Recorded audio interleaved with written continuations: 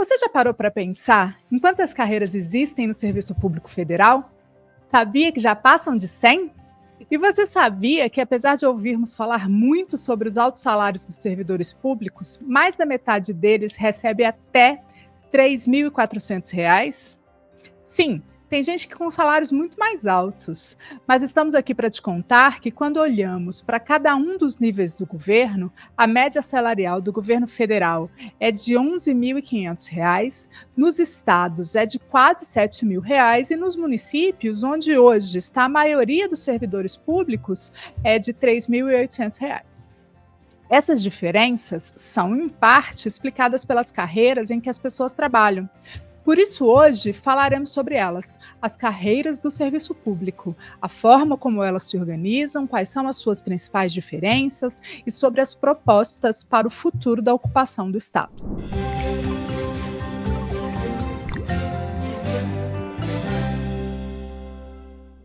Olá, está no ar o Diálogos em Movimento, o podcast do Movimento Pessoas à Frente. Nossa quinta temporada tem como tema central a modernização administrativa e a democracia, e estamos conversando sobre iniciativas em curso e perspectivas para a modernização do serviço público.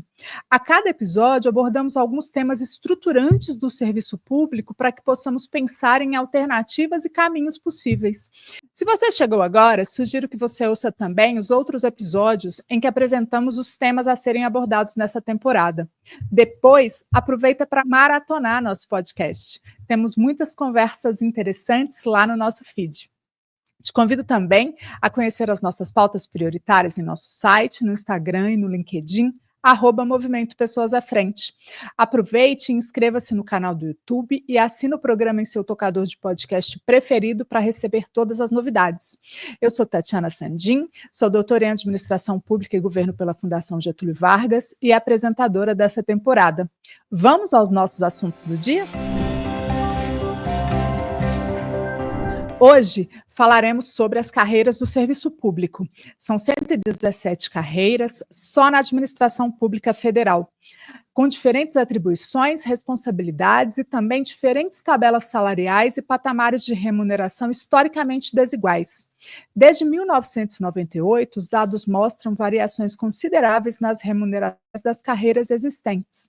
O livro O País dos Privilégios, publicado recentemente por um dos nossos convidados, desenha muito bem a dimensão das desigualdades do sistema de remuneração no serviço público no Brasil. Outro ponto importante é a quantidade de carreiras. Em 1998, eram 17 grupos de carreira na administração pública direta e indireta, e em 2022, esse número mais do que dobrou, chegando a 62 grupos. Essa multiplicidade dificulta a gestão, compromete a eficiência e mantém as desigualdades, não só de remuneração, mas também de tratamento, já que existem profissionais em carreiras diferentes que desenvolvem atividades semelhantes. Em 2023, foi criada uma Secretaria Extraordinária para a Transformação do Estado, que coordena um grupo de trabalho no Conselhão, o Conselho de Desenvolvimento Econômico, Social e Sustentável, e em agosto deste ano foi publicada uma portaria sobre as carreiras. O que esperar dessas iniciativas? Para falar destes assuntos, temos dois convidados muito especiais hoje. Francisco Gaetani, atualmente ele é secretário extraordinário para a transformação do Estado, do Ministério da Gestão e Inovação dos Serviços Públicos, também conhecido como SET, do MGI, do Ministério da Inovação e Serviços Públicos. É doutor em Administração Pública pelo Departamento de Governo da London School of Economics and Political Science. Ele é professor do mestrado profissionalizante em Administração Pública da EBAP, Escola Brasileira de Administração Pública e de Empresas, e é professor permanente do Instituto Rio Branco. Seja muito bem-vindo, Chico. Muito obrigado, Tatiana. É um prazer estar aqui com vocês. Bom, também estamos aqui com Bruno Caraza. Ele é pesquisador, autor dos livros O País dos Privilégios e Dinheiro, Eleições e Poder, as engrenagens do sistema político brasileiro. Ele é colunista do jornal Valor Econômico, com passagem também pela Folha de São Paulo. É professor associado da Fundação Dom Cabral, doutor em Direito Econômico pela UFMG, mestre em Teoria Econômica pela UNB e bacharel em Ciências Econômicas e em Direito também pela UFMG. Seja bem-vindo, Bruno. Olá, Tatiana, Chico, um prazer estar conversando com vocês e com todo mundo que está acompanhando a gente. Vocês viram que só pelo tamanho das biografias os nossos convidados são de peso hoje, assim, estou muito animada para essa conversa. Eu quero começar com uma pergunta para o Chico. Chico, que pontos você considera fundamentais destacar para que quem está nos ouvindo possa compreender o sistema de carreiras do Serviço Público Federal, pensando nas dimensões da sua estrutura de organização e de gestão? Bom, essa é uma pergunta difícil. Por quê? Porque é um problema muito difícil de compreensão. Tem problemas que são mais tratáveis que os outros. Esse é um problema que envolve um mapeamento, uma arqueologia, uma escavação. São décadas de legislações que vão se sobrepondo e os dados também são dados que tem que ter um mergulho. Hoje a gente fala muito de data lake, né, de lago de dados, né? Então, tanto para você compreender as legislações quanto os dados, é um trabalho de muita persistência, de muita sistematização. E como essas coisas demoram, dão trabalho, a administração pública tem que funcionar com base no imediatismo. Então, ela tem dificuldade de ter uma visão de conjunto, uma visão da floresta, né, desse sistema, que é um sistema complexo, fragmentado e heterogêneo. O trabalho, por exemplo, que o Bruno fez no livro dele, é um trabalho excepcional, um trabalho de método, um trabalho com rigor, é um trabalho de escavação sistemática, metódica, e esse tipo de coisa o governo tem dificuldades em fazer. Primeiro, porque eles não estão arrumados, vão todo o trabalho de investigação, de sistematização. Segundo, porque nós estamos tratando de um assunto onde o objeto se move. As carreiras reagem, muitas áreas são muito opacas. O mundo jurídico, em particular, é muito opaco, né? Então, isso torna o assunto difícil de compreensão, difícil você ter uma visão de conjunto. É uma questão, por exemplo, muito séria. Justiça no serviço público. Você equalizar, ter uma visão de como se dão as carreiras umas em relação às outras, ninguém quer saber disso. Cada um quer saber da sua, né? Ou, no máximo, da carreira do lado, né? Da grama do vizinho, né? Isso torna difícil para a administração, para todas, não só essa, como todas as outras, entenderem o conjunto, né? Em que pé que estão as coisas. E nós temos também uma confusão muito grande de carreiras e órgãos. Tanto os órgãos da administração direta, quanto da indireta, fundacional, autárquica, né? Estão nesse universo. Além disso, temos o mundo das estatais. Então, para você se dedicar a mapear isso é um trabalho hercúleo. A ministra Esther, desde que assumiu, deu esse comando, o Ministério está procurando sistematizar. Por exemplo, acabamos de lançar o relatório das empresas estatais, que traz uma radiografia muito boa do mundo das estatais, que é um pouco mais fácil de compreender, né? Do que o mundo da administração direta, indireta, fundacional, autárquica. Então, a primeira coisa é ter paciência. A segunda é procurar ir juntando as peças. É um processo de aprendizado cumulativo. Agora, o país deve isso a si mesmo. É uma questão de tempo, nós vamos chegar lá. Muito bom, Chico. É de fato um sistema muito complexo. E ano passado, o MGI também lançou um levantamento das carreiras, né, que é um documento de centenas de páginas em que ele sistematiza as carreiras, os seus cargos, os planos e a legislação. Então, só para a gente ter uma ideia do quanto conhecimento envolve em aprender e conhecer esse sistema. Mas juntar a legislação e os dados, né? Por exemplo, o Bruno, na bela coluna hoje dele do Valor, né, ele cita o trabalho do República.org, uma ONG importante que trabalha nessa área de gestão pública, onde eu tive o prazer de presidir o Conselho de Administração. Você tem um esforço, o Serviço Público em Números, que a República tem trabalhado, muito bom, é um trabalho de longo prazo. O IPEA fez um trabalho importante, o Atlas do Serviço Público também. Então, assim, são esforços de várias instituições que vão gerando chamados building blocks dessa discussão, e nós vamos montando esse mosaico. Eu acho que nós estamos chegando lá, é questão de tempo. E tem as legislações, que é uma outra, eu diria que é uma outra escavação, né? Mas que também estão mapeando, estão corrigindo. Isso é um trabalho de muitos anos, de muitos governos, mas que a gente está chegando perto de um diagnóstico mais preciso, mais compreensivo, mais realista, e que permita à sociedade compreender, quando a gente fala de administração pública, o que nós estamos falando. Perfeito. Como você mesmo citou o trabalho do Bruno no livro mais recente dele, eu queria fazer uma pergunta para ele sobre isso.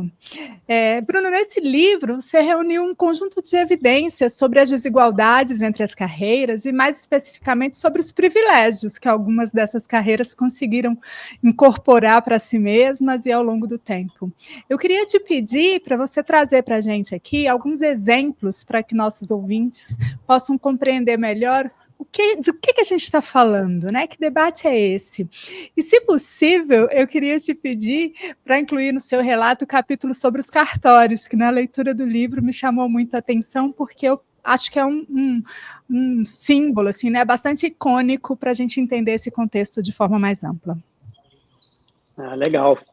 Bom, a ideia do livro surgiu algum tempo atrás, quando eu decidi um pouco mergulhar nesse lago aí profundo, né, que o Chico acabou de mencionar, né, da realidade do Estado brasileiro e de como o Estado brasileiro ele cria e distribui tratamentos especiais para diversos grupos diferentes da sociedade.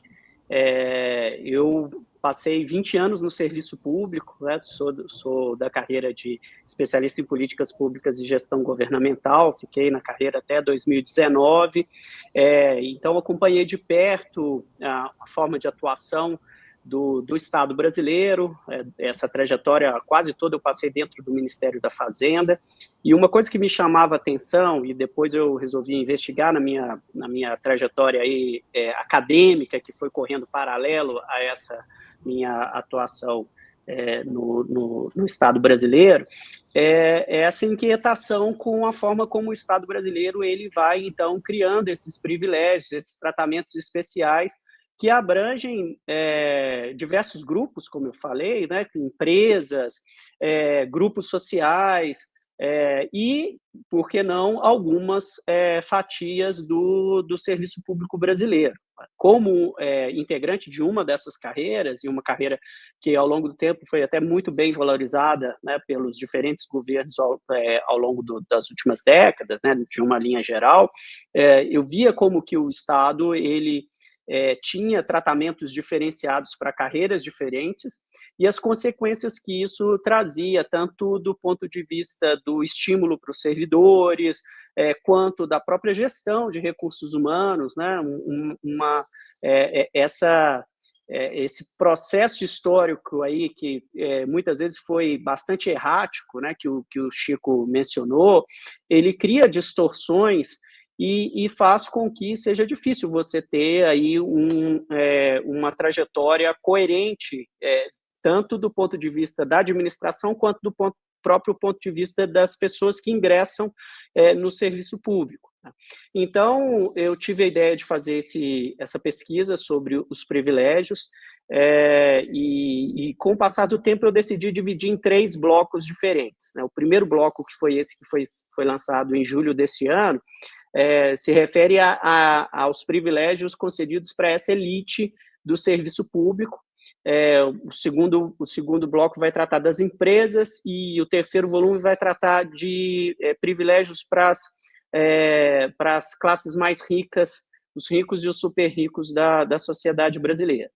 Mas, do ponto de vista dos servidores, né, acho que a mensagem geral do livro é que o Estado brasileiro, tanto União, quanto governo federal, quanto estados, quanto municípios, poder executivo, legislativo e judiciário, eles elegem algumas carreiras específicas que têm um poder de articulação muito forte, que têm conexões muito fortes com a classe política, com os dirigentes, com os tomadores de decisão, que têm um poder de pressão muito grande sobre esses tomadores de decisão, e essas categorias acabam conseguindo, ao longo dos diferentes governos, um tratamento diferenciado que faz com que eles recebam um padrão remuneratório que é muito diferente da maior parte dos servidores públicos brasileiros.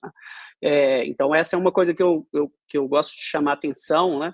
Que a gente tem alguns mitos na sociedade brasileira, né? Um mito que a gente tem muito frequente, que é o Estado brasileiro é inchado e quando a gente vai olhar para a comparação internacional, a gente percebe que a gente não tem tantos servidores públicos assim em relação à nossa força de trabalho, comparado com outros países, tanto avançados quanto em desenvolvimento.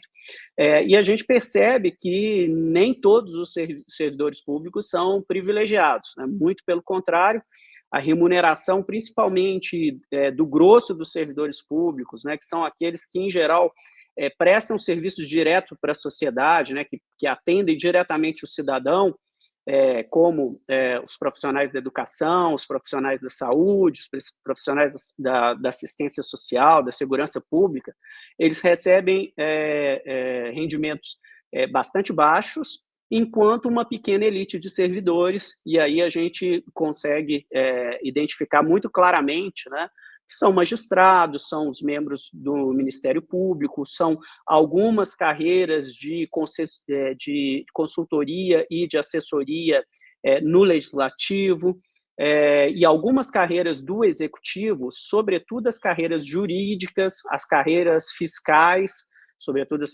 de fiscalização tributária, e as carreiras financeiras, né? Banco Central, Tesouro Nacional, Controladoria Geral da União, os próprios gestores governamentais, né? Eles conseguem ter rendimentos que os aproximam muito do teto máximo de remuneração dos servidores públicos, que é a remuneração do ministro do Supremo, ou, em alguns casos, por meio das criações dos famigerados penduricalhos, né? Que são auxílios, benefícios, gratificações, indenizações, né? A criatividade aí para se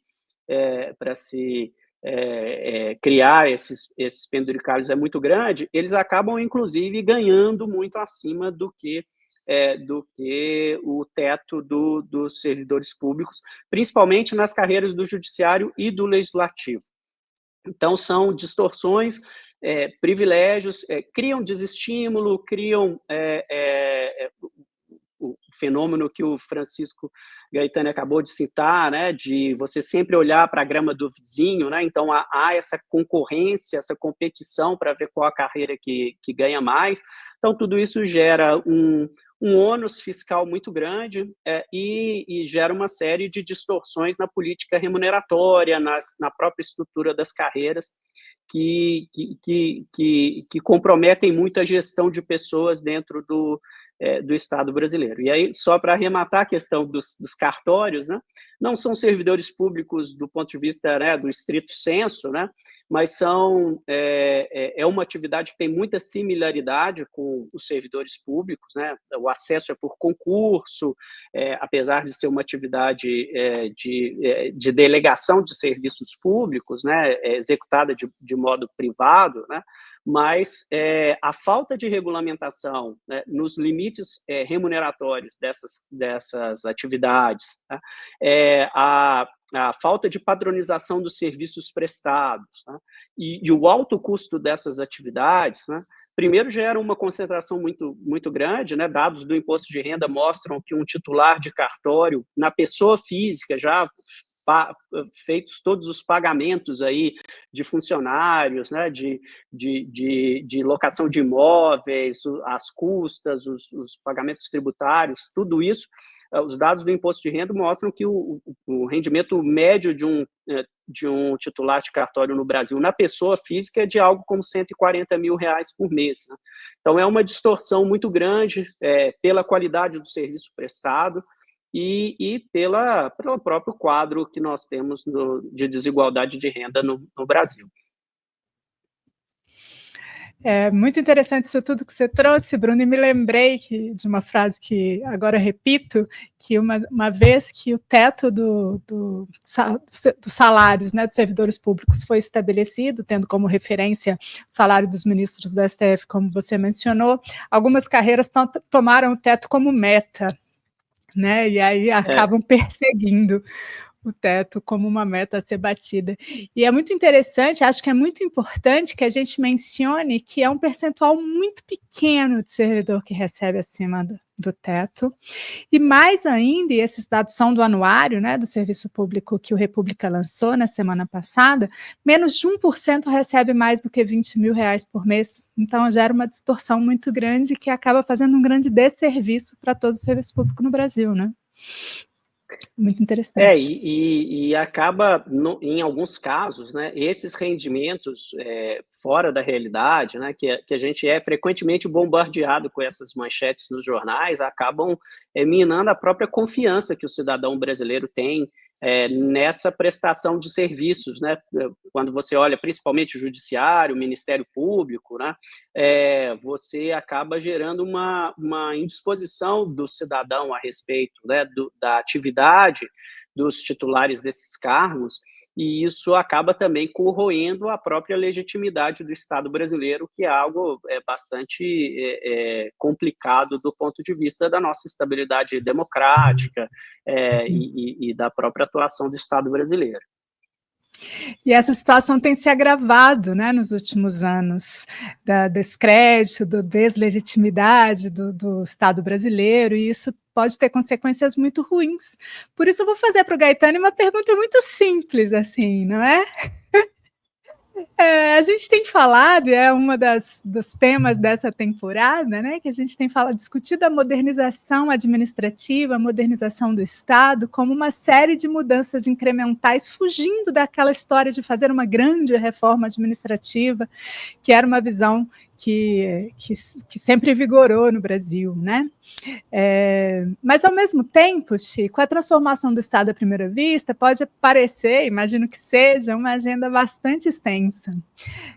Se a gente recortar um pouco aqui e focar no nosso assunto do dia, né, as carreiras, os salários, as remunerações e as desigualdades entre elas, quais são as propostas para a transformação das carreiras no Serviço Público Federal em andamento? O que é que você nos conta? Bom, vamos lá. Primeiro, né, lembrando que o nome da Secretaria, né, Transformação do Estado, é um nome que visa dessa dimensão de processo permanente, das mudanças que a gente precisa fazer na administração pública. No nosso caso, nós temos as mudanças que são do século passado, se não for do século XIX, as mudanças que o presente exige, né, e as mudanças antecipatórias. A gente lida com o coronelismo e com a inteligência artificial no governo, simultaneamente. Sendo que o próprio governo, ele ainda tem um longo caminho, digamos assim, para percorrer. Tem áreas do governo, nós estamos falando do século XIX, não do século XXI. E se nós olharmos o Estado no sentido amplo, né, União, Estados, municípios, os 3 poderes, Ministério Público, Tribunais de Contas, os cartórios, os conselhos profissionais, o Estado tem muitas áreas meio escondidas, né, que as pessoas não se dão conta que aquilo também é o Estado. Talvez não seja o governo do dia, mas fazem parte da administração pública, né? A melhor forma de a gente tratar um problema, que eu mencionei nisso, que tem componentes de intratabilidade, né, é um pouco você esquartejá-lo, né? Então, por exemplo, vamos começar, eu já mencionei a questão dos dados, conta com a participação ativa do terceiro setor, vem fazendo um belo trabalho para disponibilizar os dados, dar mais transparência à administração pública. Nós temos legislações, a Advocacia Geral da União, o Ministério da Gestão da Inovação, estão enfrentando um debate histórico, né, o chamado Decreto-Lei 200, que moldou a administração pública brasileira. Essa legislação de 1967, ela é a arquitetura do Estado. E ela vem sendo mudada, adulterada, gambiarra, tem uma série de camadas de mudança, Constituição de 88, emendas constitucionais, desde esses últimos 60 anos. Vamos tentar arrumar isso aí. E esse trabalho de organizar os modelos organizacionais, a função dos recursos humanos, de controle, de planejamento, de orçamento, as relações com a sociedade civil, ele está em curso, né, e a gente espera chegar a alguns resultados já no próximo ano. Então, essa é uma coisa. Na área de carreiras propriamente ditas, vamos começar com os concursos. Até 88, estima-se que 10% do funcionalismo federal tinha ingressado por concurso. 10%. A Constituição de 88, também os números aí são discutíveis, estima-se que alguma coisa como 300 a 400 mil empregados públicos sob diversos tipos de regime foram transformados em servidores públicos estatutários, aos quais foram estendidos os direitos à aposentadoria integral da época, já não vale mais, e a estabilidade, que também já não funciona nos mesmos termos. Então, nós estamos falando de camadas de mudanças que vão se amalgamando com o tempo. Os governos anteriores, nós passamos praticamente 7 anos sem concurso, o que gerou uma série de problemas em várias áreas do governo. Então, a primeira preocupação do governo foi a recomposição da força de trabalho à luz do déficit de capacidades que isso gerou nos últimos anos. Agora, nós temos aí alguns desafios. Antigamente, você repunha, aposentar no 10, você repõe 10. Hoje, com a tecnologia, você não precisa repor os 10, né? Você pode repor menos. Nós estamos procurando desenvolver alguns estudos para poder lidar com isso de uma forma um pouco mais calibrada. Ainda em relação aos concursos, temos toda uma cascata de inovações geradas pelo Concurso Nacional Unificado. Os resultados estão para sair. É uma estratégia, é um experimento novo, uma inovação radical, para dar mais racionalidade e previsibilidade aos concursos públicos. Aqui também é bom lembrar que, assim, várias áreas você tem um fluxo de concurso regular, Forças Armadas, Ministério das Relações Exteriores, mas são exceções. O normal é ficar funcionando um pouco espasmodicamente, sem uma regularidade, sem uma previsibilidade. Esse trabalho, aqui dando um passo atrás, a ministra Esther, ela, no ano passado, no primeiro semestre, ela separou a secretaria que cuidava desses assuntos todos em duas. Uma para cuidar de negociações salariais, outra para cuidar de gestão de pessoas. A Secretaria de Pessoas está desenvolvendo uma série de ações, acabou de produzir aí a portaria de diretriz para carreiras, que trata de vários desses assuntos, que envolve basicamente um programa de trabalho, né? E esse programa de trabalho envolve desempenho, gestão de desempenho, no sentido de possibilitar que os funcionários trabalhem melhor, envolve formação, desenvolvimento, o ciclo laboral. Isso nós estamos trabalhando, é uma coisa que está em processo, mas que significa enfrentar o desafio. Por outro lado, a Secretaria de Gestão, ela vem desenvolvendo já há alguns anos um programa chamado de Gestão de Desempenho, que procura caminhar na direção de construir um sistema que alinhe o desempenho dos funcionários com o desempenho das organizações. Isso já foi tentado no passado, particularmente entre o primeiro e o segundo mandato do governo Fernando Henrique. Não é um desafio simples.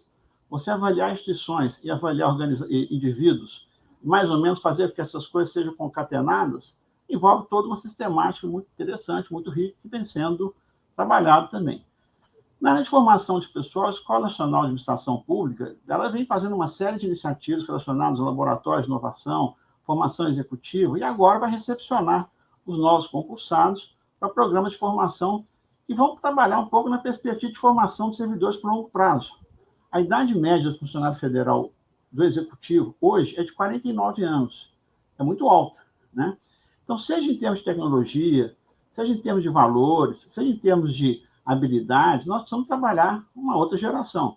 Eu estou aqui na prorrogação, mas o mundo hoje é outro, né? Nós trabalhamos uma outra dinâmica, uma outra realidade, outras formas de comunicação, outras linguagens. Então, nós estamos procurando trabalhar esses desafios todos, considerando também o seguinte: a administração pública passou por um período muito difícil nos últimos anos, vários órgãos foram severamente danificados e desmantelados e abauroados pelo governo anterior. Aqui não dá para deixar de mencionar a área ambiental. Houve problemas, questões de perseguição, enfim, inaceitáveis. A área de educação, a área de saúde, né? Lembrando que educação e saúde tivemos 4 ministros em 4 anos, né? Então, nós estamos vivendo um processo onde nós temos que reconstruir uma série de coisas, construir melhor outras e construir pela primeira vez outras. O governo está trabalhando nessa área de carreiras, todo um processo de discussão relacionado à questão de formação pessoal na área digital, com inteligência artificial. Praticamente todos os ministérios estão preocupados com isso, vários criaram áreas para cuidar do assunto. Isso é uma revolução que nós não sabemos ainda onde vai dar, mas que ela já começou. Então, nessa questão de carreiras, nós estamos procurando fazer um enfrentamento dessa discussão, que não é simples. O enfrentamento mais difícil é o que o Bruno mencionou, é a equalização das questões remuneratórias. A primeira preocupação nossa é da transparência. Na Secretaria de Relações de Trabalho, restituíram-se os ritos de negociação salarial sancionados pela OIT. Você tem câmaras de negociações, são negociações públicas, são negociações transparentes, são negociações que trazem o corpo de funcionários para o processo, para a discussão das condições de trabalho. Agora, nós não podemos cair nem na vitimização, nem na vilanização dos servidores. Nós temos que encontrar aí um caminho do meio mais profissionalizante. Nem parasitas, né? Nem salvadores da pátria, não se trata disso. Né? Nós temos que trabalhar, botar a bola no chão e enfrentar esse debate com propriedade. Né? Isso não é um trabalho para um governo apenas, isso é um trabalho para o país, e não é para um grupo político, é para todos os grupos políticos. Agora, nós estamos vivendo uma conjuntura particular, onde a polarização desorganizou muitos entendimentos em relação a muitos assuntos.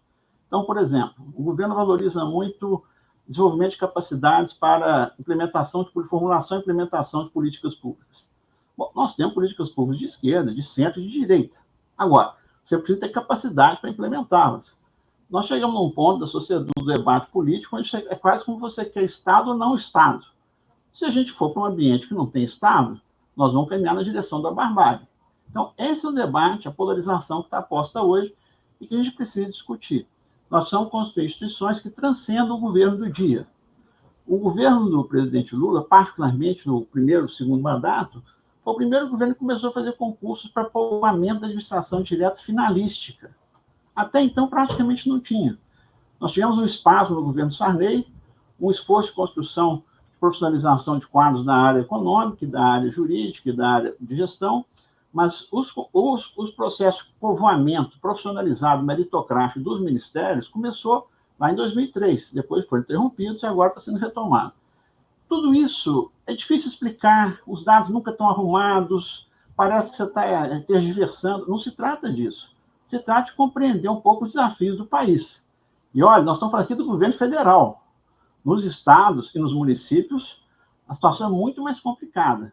O Bruno mencionou aí com muita propriedade a questão das burocracias, chamadas burocracias de rua, as que têm interface com o cidadão. Né? Esse pessoal, que é o rosto do Estado para a população, você precisa empoderá-los, valorizá-los, auxiliá-los na incorporação de novas tecnologias, porque realmente esse pessoal que faz a sociedade funcionar coletivamente. Né? Não existe uma sociedade sem Estado. Né? Porque a gente vê sociedades caminhando para situações de barbárie, para segregação muito grande.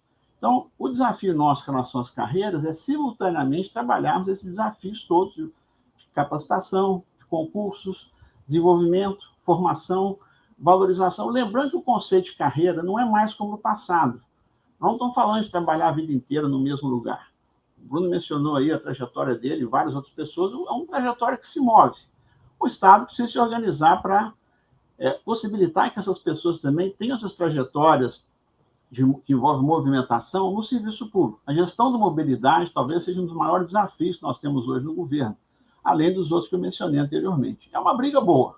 Eu percebi assim, que são muitas as camadas de complexidade, são muitas as ações e as iniciativas do governo federal que estão em andamento, várias delas, inclusive, com desdobramentos importantes, se a gente pensa em estados e municípios que muitas vezes dependem do governo federal capaz, né, de induzir, de acompanhar, de criar, de financiar adequadamente políticas públicas para que os servidores lá da ponta consigam entregar melhores políticas públicas. E estou entendendo que a gente tem aí um percurso que a gente precisa garantir que ele se sustente ao longo do tempo. Afinal, 4 anos não serão suficientes para a gente fazer tudo que precisa ser feito. Uhum. Olha, Tatiana, é um pouco isso. Na verdade, a gente depende de convencer a sociedade de que a sociedade é que sustenta as reformas. Né? A sociedade é que sustenta o Estado em uma direção e em outra direção. Agora, quando o Estado fica imprestável, intratável, ele se torna descartável. Nós estamos vivendo um momento aí a maior ferramenta que nós temos de radicalização da política é a despolitização da vida pública e a descaracterização, o desmantelamento do Estado. Quando você desqualifica o Estado, as políticas, os seus quadros, você fala, não faz a menor diferença para mim. Né? O fatalismo é isso, é quando a gente acha que as coisas não fazem diferença, então dane-se. Você trabalhar essas várias áreas simultaneamente e fazer um trabalho que transcenda o curto prazo, outro problema nosso, né? Nós estamos vivendo uma sociedade, já não é mais do imediatismo, é do instantâneo, né? O que não é instagramável não existe. Então, nós temos que trabalhar agendas que sejam capazes de dialogar com esses tempos modernos, né, tão efêmeros, né, mas que construam trajetórias de longo prazo que sirvam à sociedade brasileira, né? O Ministério acabou de disponibilizar um documento de referência, né, um Estado inclusivo, democrático e efetivo a serviço da população brasileira, que é um pouco o documento que organiza a atuação do Ministério. Poderia ser um documento maior, mais amplo, mas é um documento do Ministério, né? Não é um documento de toda a administração. Então, a gente tenta colocar essas questões. São várias frentes simultâneas, com velocidades diferentes, com dinâmicas diferentes, com prazo de maturação diferente. Aqui a gente não acredita em mágica, né? Temos pessoas em várias religiões, mas não se trata de uma questão religiosa, nem uma questão de mágica, de milagres. É uma questão de um trabalho que você tem que criar consistência no tempo. E essa consistência no tempo, a sociedade precisa entender e sancionar. Ou querer outra coisa, ou apostar em outra coisa. Então, nosso desafio é um desafio de comunicação, de explicar o que nós estamos fazendo, por que nós estamos fazendo, quanto está custando e por que serve a sociedade. Se a gente não der conta disso, nós estamos em apuros.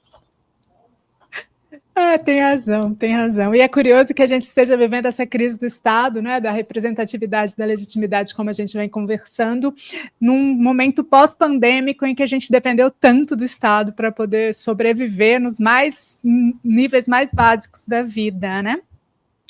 Mas eu queria devolver a bola para o Bruno, porque, na verdade, o Chico traz a dimensão da complexidade, da dificuldade de fazer e de comunicar, né, para a população, mas, no fim do dia, a remuneração é a face que mais aparece nesse debate. Todo mundo só fica dizendo o quanto os servidores públicos recebem muito, o quanto são uma burocracia que custa caro para o país, enfim. A gente já falou um pouco sobre as carreiras que são mais bem remuneradas, como algumas carreiras do jurídico, outras relacionadas ao controle, alguma coisa nesse sentido. Você também mencionou que tem uma série de penduricalhos, que são estratégias para que algumas carreiras consigam receber e ultrapassar o teto constitucional. Mas nesse debate todo, eu queria te fazer duas perguntas. Primeiro, eu queria que você contasse de forma mais evidente para a gente quais são, de fato, as carreiras que recebem super salários. E qual que é o potencial do projeto de lei, que é exatamente a intenção de combater os super salários, que é o projeto de lei 2721 de 2021. Qual que é o potencial desse projeto de lei de sanar esse problema e de nos livrar dele? Bom, como a gente veio conversando aqui, né, o próprio Chico ilustrou bem, né, ao longo, né, das últimas décadas, né, a gente teve um processo que às vezes foi orientado, mas muitas vezes ele foi meio caótico e sujeito a uma série de gambiarras, né? Foi essa a expressão que o Chico mencionou, e nessa trajetória a gente veio acompanhando o desenvolvimento muito diferenciado entre diferentes carreiras no serviço público brasileiro. Cada uma das carreiras, na falta de um planejamento abrangente das estruturas das diversas carreiras do Executivo Legislativo Federal, Executivo Legislativo e Judiciário, Federal, Estadual e Municipal, a gente observou um jogo, né, em que cada carreira buscou dos meios mais diferentes possíveis para tentar se dar bem aí nesse processo de evolução remuneratória ao longo do tempo. A gente criou com a Constituição e nas emendas superiores, né, que vieram depois, um dispositivo de se colocar um teto para a remuneração no serviço público brasileiro. Foi estabelecido que esse teto seria a remuneração dos ministros do Supremo, mas como você mesmo mencionou, Tatiana, o que deveria ser um teto acabou sendo para muitas carreiras visto como uma meta a ser alcançada, e a gente observou ao longo do tempo que essas carreiras mais bem articuladas, com maior poder de pressão, com maior articulação dentro do Executivo, do Legislativo e da cúpula do Judiciário, elas foram criando uma série de subterfúgios para, primeiro, se aproximar o máximo possível do teto e, mais do que isso, quando possível, superar o teto. Então, a gente tem lógicas diferentes. Então, onde isso fica mais evidente, o fura-teto, né? A extrapolação do teto é no próprio judiciário e no Ministério Público, onde você tem um mecanismo que é um mecanismo assim, bastante complexo, em que alguns tribunais do Brasil, de algum estado, ou órgãos do Ministério Público acabam criando, muitas vezes administrativamente, ou sem previsão legal, ou às vezes com uma previsão legal de legislação estadual, a criação de um certo benefício, um certo auxílio, e aí a criatividade é ampla, né? Você tem desde a ampliação de benefícios que são benefícios que também existem no setor privado, né, como o auxílio alimentação ou auxílio saúde, né, mas você tenha a criação de outros tipos de benefícios, os mais variados possíveis, né, para capacitação, para aquisição de material didático. Então, são vários os benefícios que são criados. Então, esses benefícios, normalmente, eles são criados no âmbito de algum tribunal ou de algum órgão do Ministério Público, geralmente nos estados, e isso, com o passar do tempo, isso é extrapolado para toda a magistratura ou para todo o conjunto de membros do Ministério Público, muitas vezes também por decisões administrativas dos seus respectivos Conselhos Nacionais de Justiça e Conselho Nacional do Ministério Público, que são compostos, na sua maioria, por membros das próprias carreiras, então tem um componente corporativista muito grande. Então, esses benefícios criados isoladamente num certo tribunal ou num certo órgão do Ministério Público são generalizados para o Brasil como um todo. E isso faz com que esses benefícios, por aí também uma outra artimanha nesse processo, né? Geralmente esses benefícios eles são criados com a classificação de serem verbas indenizatórias, porque entende-se que, por serem indenizações aos servidores, aos titulares desses cargos, isso não estaria sujeito ao teto e nem mesmo ao pagamento de imposto de renda e de contribuição previdenciária. Então, esses penduricalhos, né, esses benefícios, acabam gerando distorções, como pesquisando os dados das folhas de pagamentos dos tribunais do Brasil todo e de alguns órgãos do Ministério Público, né, querendo enfatizar aqui que, infelizmente, o Ministério Público é um dos órgãos menos transparentes de todo o Estado brasileiro, né? Justamente o órgão que tem o poder, né, e tem a atribuição, a competência de fiscalizar o cumprimento da lei, no caso, a Lei de Acesso à Informação, é justamente um dos órgãos mais opacos da administração pública brasileira, mas com base numa pequena amostra dos ministérios públicos que realmente divulgam esses dados, a gente pode, eu cheguei à conclusão de que no ano passado, 2023, algo como 93% dos membros do Judiciário e 91,5% dos membros do Ministério Público ganharam acima do teto remuneratório da administração pública brasileira, né? O que é uma total distorção, né? Você ter, muitas vezes, um magistrado ou um membro, um promotor, que acabou de passar num concurso público, por meio desses penduricalhos, desses pagamentos extras, eles já começam ganhando mais do que o ministro do Supremo, que não faz nenhum sentido, tá? Então, um dos problemas é, sem dúvida nenhuma, judiciário, e aí especificamente magistratura e membros do Ministério Público, mas essa lógica de criação de penduricalhos, ela também acontece em carreiras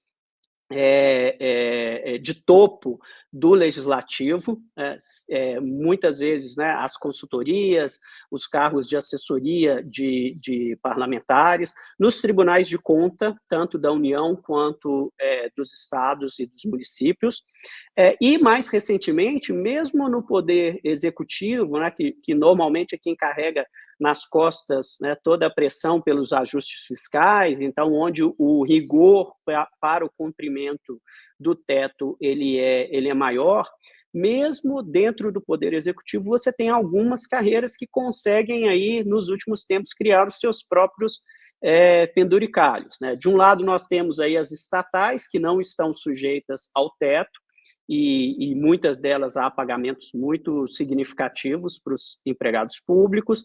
Você tem, mais recentemente, a instituição dos honorários de sucumbência para a administração, para os advogados públicos, que estão fazendo com que eles tenham, em alguns meses, eles estejam ganhando mais do que os ministros do Supremo. Você tem aí os servidores da Receita Federal buscando a criação de um bônus para também ganharem praticamente igual ao teto, né? E aí sempre se busca aí uma brecha para eventualmente ganhar mais. Defensoria Pública é outra carreira também que nos últimos tempos vem buscando também ter acesso aos honorários de sucumbência. Você já tem a diplomacia, né? Os diplomatas, quando eles servem no exterior, eles recebem em dólar, e isso gera, em muitos casos, rendimentos extraordinários. Então, várias carreiras conseguem, né? A Polícia Federal consegue, por meio de um regime aí de diárias, né? de plantões, de remuneração de plantões, conseguem também, muitas vezes, alguns integrantes furam o teto. Você tem o pagamento de jetons, né? Que são a participação de conselhos para alguns servidores aí, de alguns órgãos. Então, há vários meios de se burlar o teto na administração, tanto no executivo, quanto no legislativo, e quanto no judiciário. E aí, nesse sentido, se tem discutido mais recentemente alguma forma de limitar isso. Em 2016, o Supremo, o Senado Federal instituiu uma comissão para discutir esses pagamentos extra-teto, que elaborou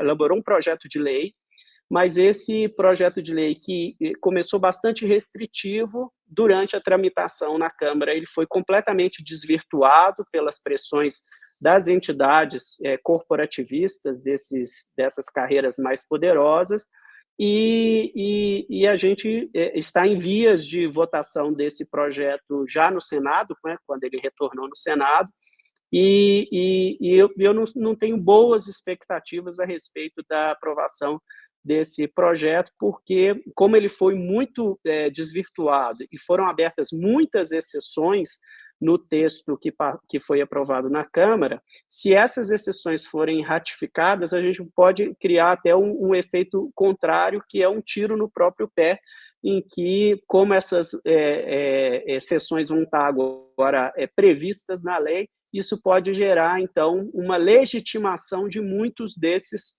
penduricalhos, o que vai acabar autorizando muitas carreiras a encontrarem meios, agora sim, legais, se o projeto for aprovado, de se furar o teto. Então, em vez de restaurar a autoridade do teto, que é uma medida republicana, né, que é muito importante, até por esse processo de legitimidade do Estado, a gente pode, se não tivermos muito cuidado na tramitação do PL dos supersalários e na eliminação de muitas dessas exceções, a gente pode estar, inclusive, legitimando pagamentos acima do teto aí para sempre, a partir dessa aprovação.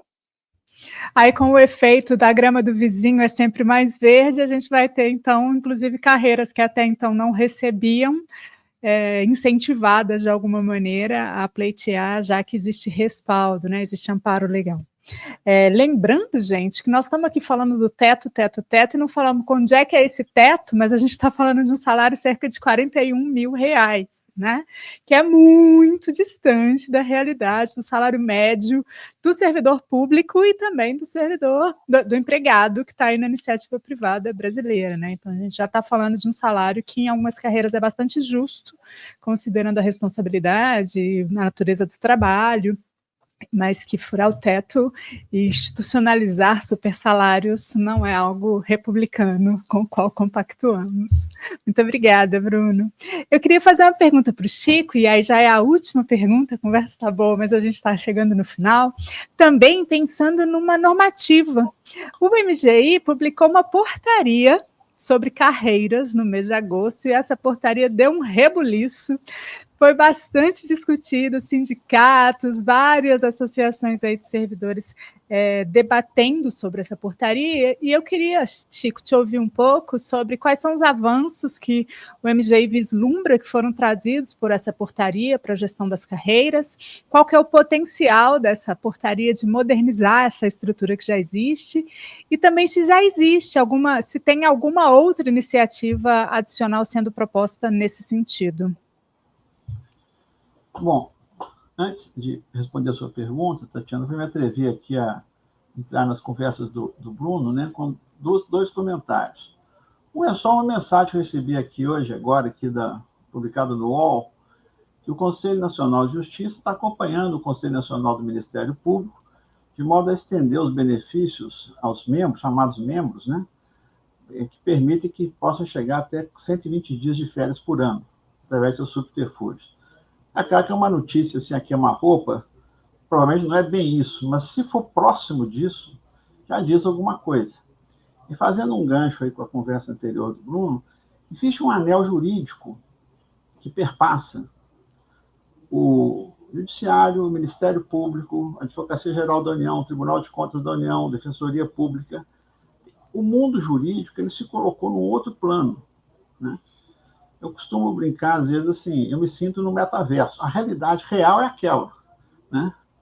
É a realidade dos precatórios, os tempos da justiça, o mundo da justiça. Mas eu acho que também um pouco desconhecimento meu. O Bruno tem formação jurídica, ele pode falar disso com mais desenvoltura. Agora, isso faz uma ligação também com uma questão política que a gente precisa conversar. Nós tivemos, por exemplo, recentemente, uma discussão sobre emendas, como é que faz com as emendas, implementa as emendas, vai ser objeto, provavelmente, de outro trabalho do Bruno. Quando você tem os 11 ministros do Supremo, o presidente do Senado, o presidente da Câmara, o ministro da Fazenda, Casa Civil, discutindo como proceder a execução orçamentária financeira, que é uma iniciativa que eu acho importante, nós temos alguma coisa errada no país, porque onde é que estão os pesos e contrapesos, os cheques sem bala, a separação dos poderes? Nós chegamos nessa situação de uma hora para outra. E a gente não vai sair dela de uma hora para outra também. E acho que o diálogo é importante para que a gente busque caminhos. Mas mostra que nós estamos numa situação muito frágil em relação a essas conversas, onde as questões de interesse público, de interesse do país, se confundem com questões dos indivíduos, das corporações, né? Esse é o primeiro ponto. O segundo, eu peço desculpas aqui para divergir do Bruno num ponto em relação ao projeto de supersalários. Por que eu acho ele importante?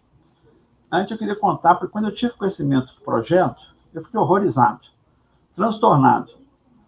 Aí uma pessoa que trabalha comigo, delicadamente me explicou o seguinte: Chico, com isso, você tem o que é possível.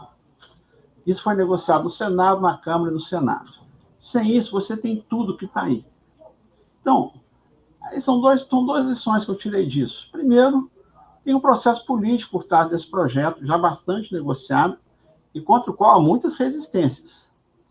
Segundo, nada se compara com a situação que nós estamos vivendo, em particular nos estados e municípios. Então, eu acho que a gente precisa... Ainda há a possibilidade de melhorar o projeto, de vetar algumas coisas, lembrando que das exceções previstas, metade diz respeito às Forças Armadas.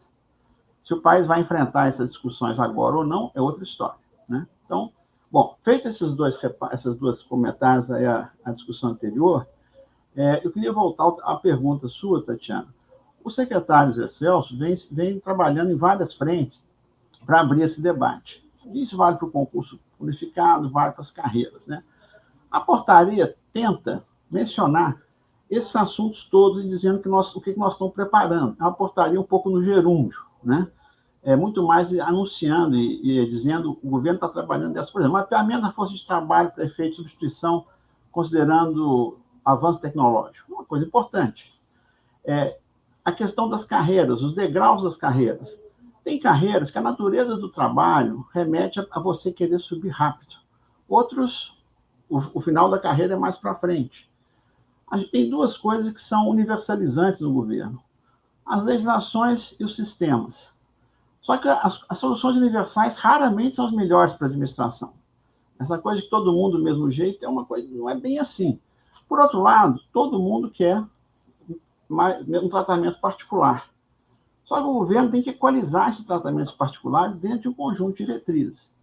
A parte de formação. A ideia é que você tenha formação ao longo da carreira. A carreira do qual o Bruno e eu participamos no passado, né, é uma carreira que previa capacitação ao longo da carreira para poder você ter promoções. Podia melhorar? Podia. Né? A questão da mobilidade. Hoje, o que acontece? Como a administração é muito heterogênea, muito complicada do ponto de vista de seleção de pessoal, você tem um processo de canibalização. Funcionários, por exemplo, do Tesouro, do Orçamento, da AGIL, são disputados pela esplanada. Por outro lado, aí, o que você faz? Você levanta as barreiras para a seleção. Aí você tem um enrijecimento também, você tem pouca mobilidade, poucos incentivos à movimentação e ao aprendizado. Então, esses temas, o concurso, a formação, a gestão da mobilidade, a gestão do desempenho. O programa de gestão de desempenho, que o secretário hoje vem pilotando, né, ele acomodou, por exemplo, assimilou o impacto em relação ao home office durante a pandemia, e agora nós estamos aperfeiçoando, vendo como é que isso evolui, para que você tenha o home office, que é uma coisa da modernidade, do mundo contemporâneo, mas também não permita abuso, não permita situações onde você tem prejuízo por atendimento de interesse público.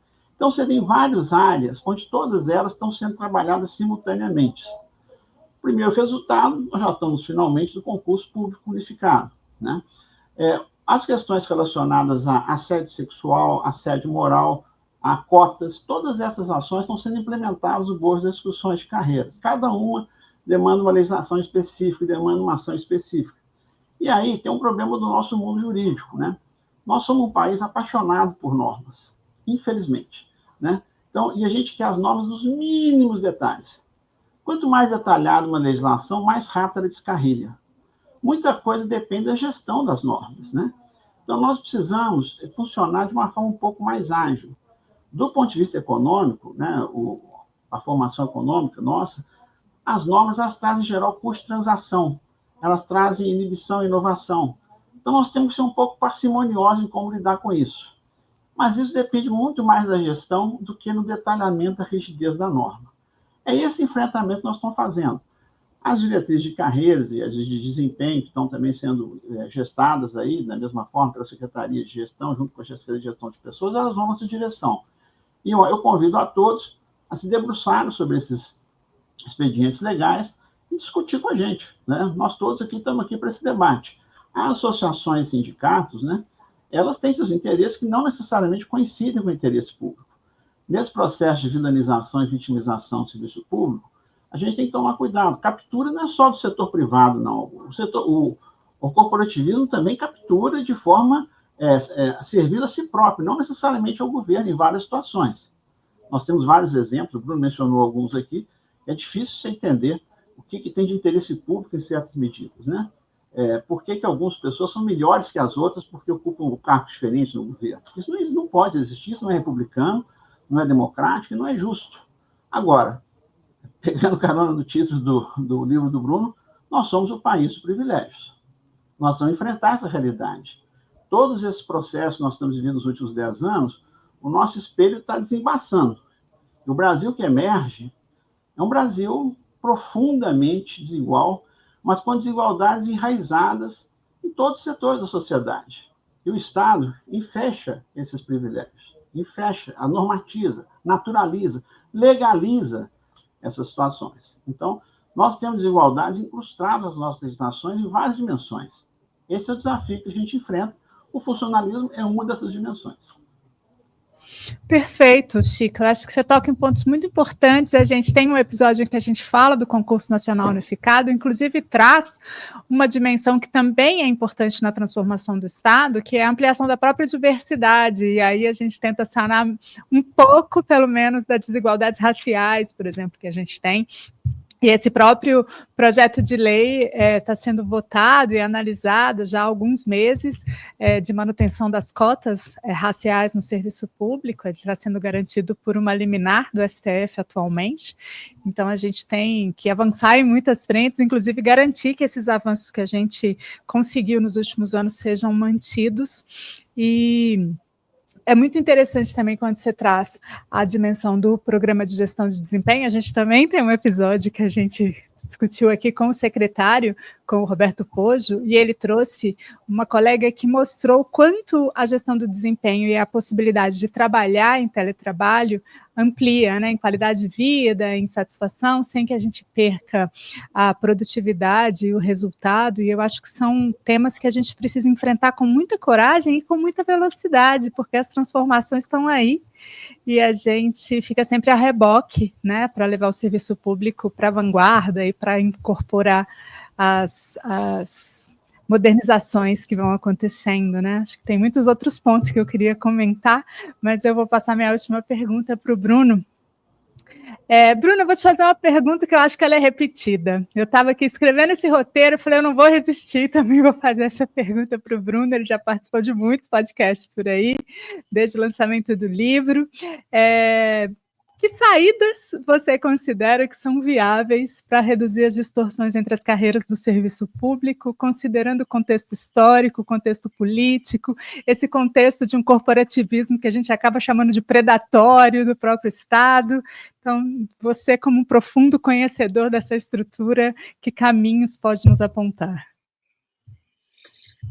Tatiana, essa pergunta é fundamental a gente discutir maneiras de a gente escapar dessa armadilha aí do país dos privilégios, como o Chico mencionou, né? Certamente não é um processo fácil, a gente tem distorções que foram criadas ao longo da história, e essas distorções entre carreiras, elas são distorções construídas muito, o Chico mencionou aí do metaverso, do mundo jurídico, né?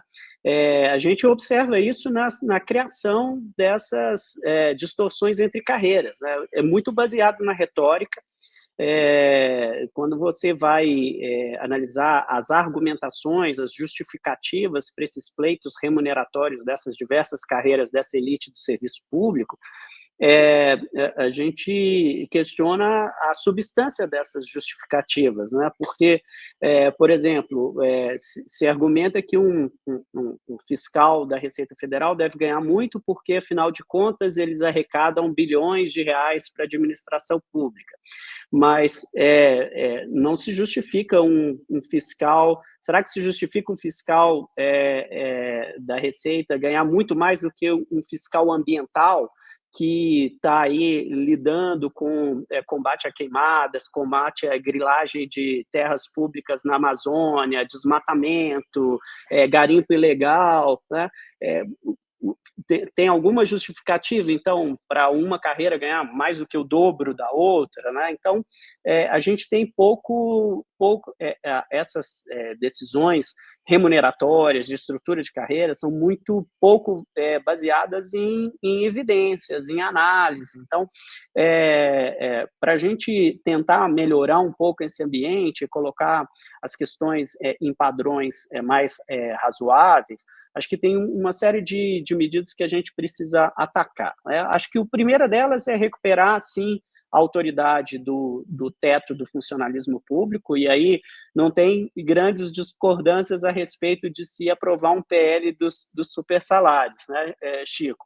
É necessário você colocar um regramento para esses pagamentos que podem ir além do teto. Acho que a gente discorda só em relação a quão abrangente podem ser esses pagamentos, mas a gente precisa, sim, disciplinar e precisamos trabalhar juntos para que isso aconteça, né? Tanto governo, quanto as entidades da sociedade civil, quanto os acadêmicos, né? Para a gente chegar num meio termo daquilo que é razoável, e politicamente pode fazer sentido. Então, acho que o primeiro ponto é recuperar a autoridade do teto do funcionalismo público. Acho que o segundo ponto é você repensar as carreiras, as estruturas de carreiras, e é esse trabalho que o MGI está fazendo, que é super necessário, de você repensar a estrutura de carreiras no serviço público, né? Tanto do ponto de vista de racionalizar as diversas carreiras, né? Então, a gente tem hoje, mesmo no governo federal, a gente tem carreiras com atribuições muito semelhantes e padrões remuneratórios muito diferentes. Então, a gente precisaria criar estruturas de carreiras, né, agrupando essas carreiras e pensando em carreiras transversais.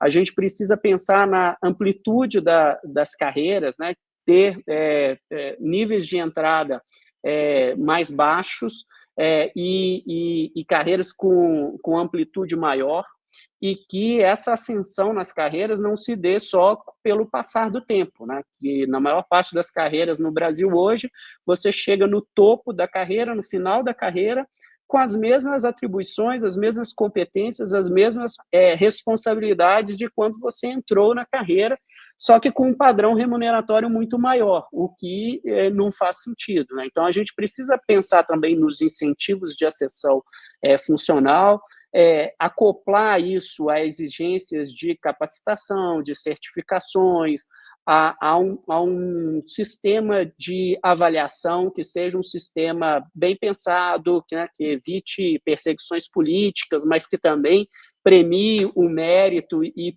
puna, né, a falta de comprometimento.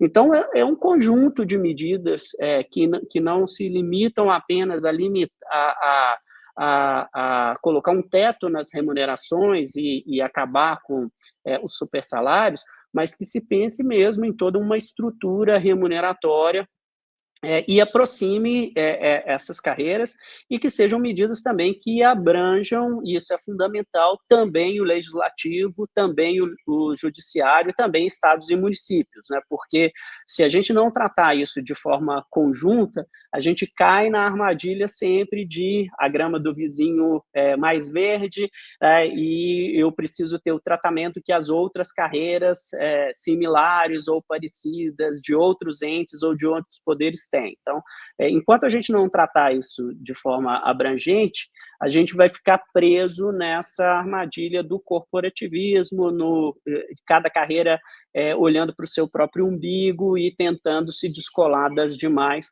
o que não é bom para a própria estrutura do Estado brasileiro, que é o que interessa à população do país.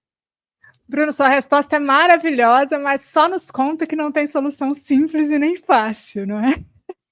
E acho que quando elas são fáceis e quando são simples, elas são erradas, né? Diga, Chico, você quer completar o que o Bruno disse? Eu concordo com tudo que ele falou, só queria lembrar que isso envolve política. Cada carreira é um projeto de lei. Então, essa é uma discussão que tem que ser feita politicamente. E o que eu disse para os servidores vale para a nossa classe política também. O Congresso, sim, a Câmara, o Senado, são pessoas, né? E tem que a gente não pode também criminalizar a política. Nós temos uma nostalgia do autoritarismo, que é desqualificar a classe política. Assim nós não vamos muito longe. Aliás, assim nós vamos parar no autoritarismo de novo. Não queremos. Nós precisamos fazer política, interagir com a classe política e perseguindo, dentro dos limites das possibilidades do país, as melhorias que o Bruno anunciou aí. Acho que é fundamental. Só complementando, só para complementar também, que é uma discussão também que tem que envolver a sociedade, né? Acho que tem que envolver também as organizações da sociedade civil, tem que envolver os acadêmicos, os especialistas, né? Porque é um processo coletivo, né? Tem o ambiente técnico, tem o político e também tem a participação social. Eu acho que se a gente avançar nessas três frentes, a gente tem um potencial de melhorar bastante. É um trabalho duro, não é fácil, as resistências são muito grandes, mas a gente tem muita gente capacitada, estudiosa, que acompanha há muito tempo isso, tanto dentro do setor público, quanto na sociedade, na academia, quanto também no poder legislativo e no poder judiciário. Sem dúvida, e esses comentários complementares que vocês fizeram só se conectou com o que eu estava pensando aqui, que é a gente precisa entender para onde a gente quer ir enquanto projeto de país, né? Porque isso, inclusive, permite que a gente crie uma estrutura burocrática, um serviço público que atenda a essas demandas. E isso me ocorreu muito no exemplo que o Bruno trouxe de temos um fiscal ambiental, ele pode, deve ou não ser mais ou menos remunerado do que um fiscal da fazenda, da receita, por exemplo, né? Que país queremos, né? Nada mais moderno do que lidar com as mudanças climáticas e urgente também, né? Do que isso. Então, eu acho que é uma discussão que é bastante ampla e que imagino que a gente não possa se furtar dela por muito mais tempo, né? Porque, como o Chico disse, é tudo para ontem, né? Tudo muito urgente.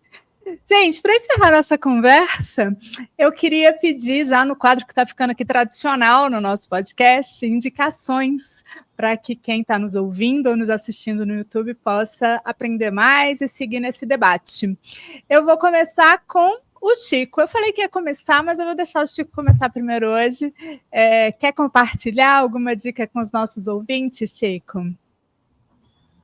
Bom, pode ser de livro, de filme, de vídeo, de série. O que você quiser, vale qualquer formato. Bom, eu queria começar com as minisséries, né? Tem umas mais antigas, né? Mas, por exemplo, para quem gosta de política, né?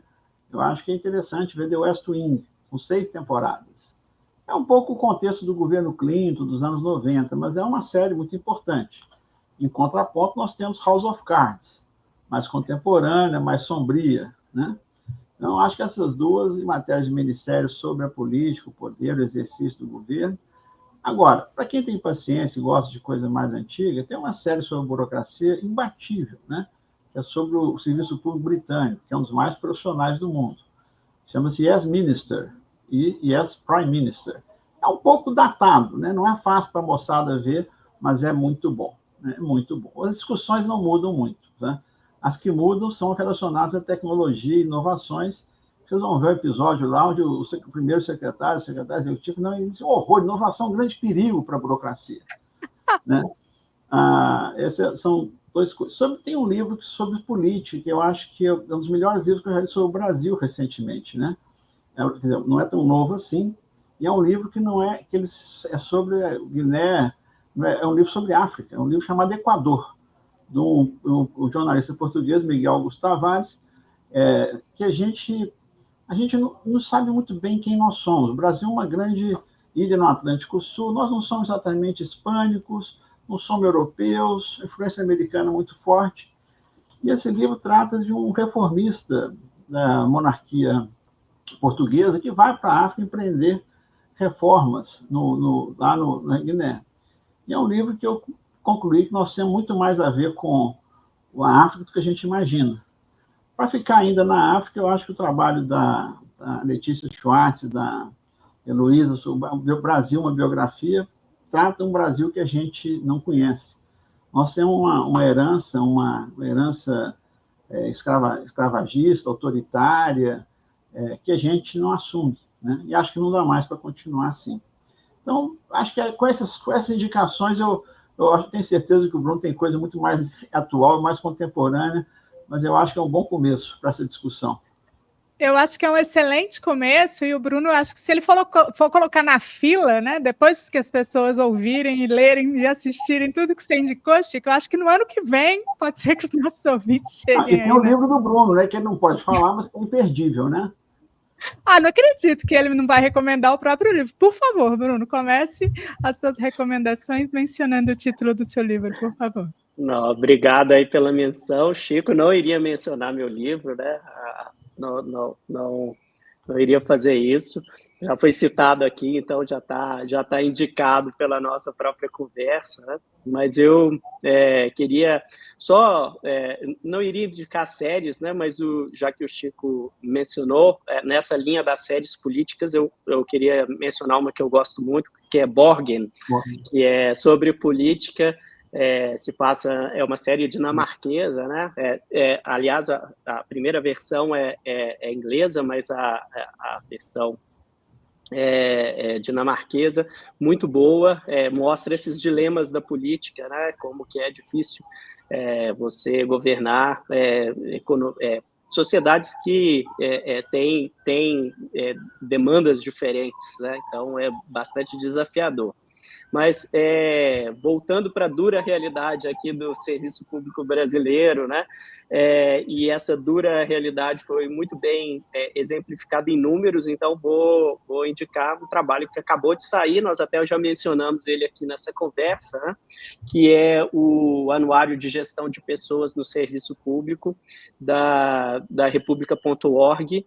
É um trabalho muito bem feito, muito abrangente, acho que é um panorama muito vivo, né? Porque muito bem embasado com dados mostrando as distorções e os desafios que a gente tem no Estado brasileiro, e inclusive trazendo elementos, inclusive, dos entes subnacionais, não fica concentrado só no governo federal. Então, é um trabalho de fôlego, muito bem feito, que eu acho que traz muitos elementos importantes para todas essas discussões que a gente teve aqui hoje. E nessa linha também dos dados, né, que eu acho que é o que cada vez mais a gente precisa, que essa discussão seja muito bem embasada em números, em evidências. Queria também destacar o trabalho brilhante que vem sendo feito pelo pessoal do IPEA, no Atlas do Estado Brasileiro, trazendo muitas informações para a gente conhecer melhor esse mundo, né, que é um mundo super multifacetado do Estado brasileiro, entre os 3 poderes e os 3 níveis federativos, e que reflete muito as várias facetas da realidade brasileira, inclusive no que ela tem de pior, que é a sua desigualdade, né? Então, eu queria destacar esses 2 trabalhos que são muito importantes e que têm esse mérito de trazer elementos, trazerem dados para essa discussão que vocês conduzem muito bem aí no movimento Pessoas à Frente, e no trabalho que o Chico vem desenvolvendo, junto com a sua equipe lá no MGI.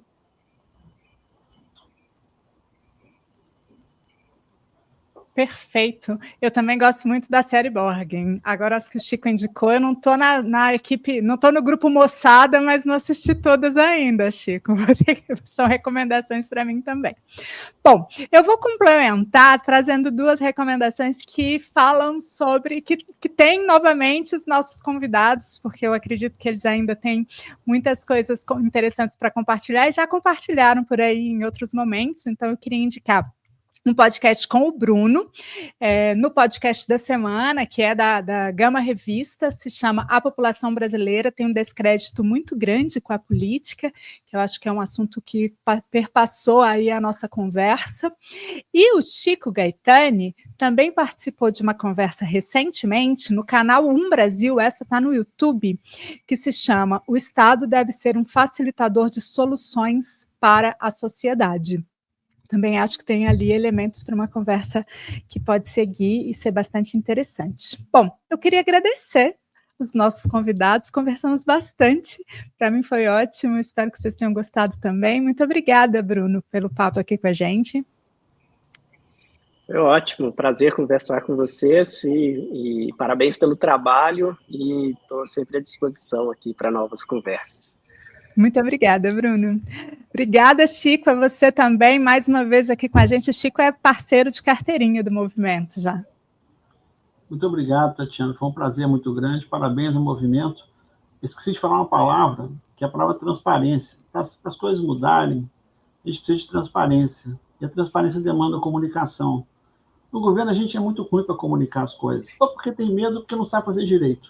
Então, acho que o trabalho de vocês aí, desinterditando essas conversas, é muito bom, é muito educativo, e é muito político, no melhor sentido possível da palavra. Muito obrigada, Chico. Você falou em transparência, eu também lembrei que eu queria ter feito um comentário sobre isso, mas eu vou deixar esse para a próxima conversa. Foi ótimo ter vocês aqui, até a próxima. Um abraço, pessoal. Quero também agradecer a quem nos ouviu até aqui e contar que esse diálogo continua nas nossas redes. Então, reforço o convite para que você possa nos seguir nas nossas redes, no YouTube, na sua plataforma de áudio preferida, para não perder nenhuma novidade. Aproveita e conta para nós o que achou do episódio.